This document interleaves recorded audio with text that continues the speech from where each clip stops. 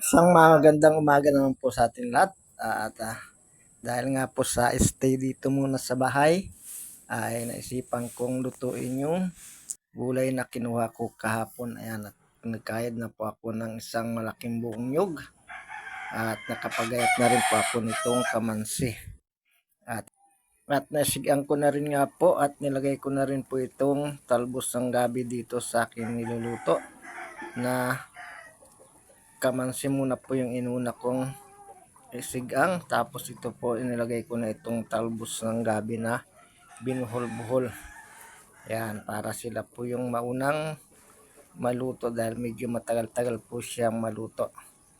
Dapat yan po ang mauna para po sa maganda ang luto niya. At sinunod ko na pong himayin itong aking pako na panghalo at nilagay ko na rin dito ating nilulutong gulay. Yan, ganito po yung aking bisyo pag-aala po akong ginagawa. Gusto ko ay may ginagawa, ginugulay. At nagkuha na po ako dito sa labas habang nagpapalambot ako ng niluluto ko. Ay ito, kumuha na po ako ng ilang pirasong hinog na sili. Dahil nga po yung sili dito ay hindi po yung pasiti kung tinatawag. Dahil nga po sa medyo malayo yung pasiti, ay ito na lang muna yung tinatawag na tirik. Ito na lang muna po yung kukunin ko. Ito po ay hindi masyadong mahalang kumpara po dun sa maliliit na pasiti. At ilalagay ko po dito sa aking niluluto para medyo may halang-halang. Ayan, may kagat nga daw po. Ika nga. At lalagay ko na po itong ating ginilit na tambakol. Yan ang magpapasarap dito sa ating nilulutong gulay na lahukan. Talbos ng gabi, kamansi at pako.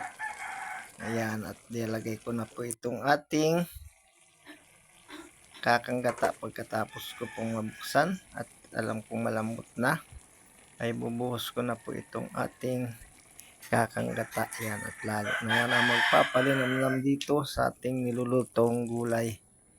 Ayan, hintayin natin yang kumulo pagkalagay ko nitong ating kakanggata. Yan. Ayan na po siya.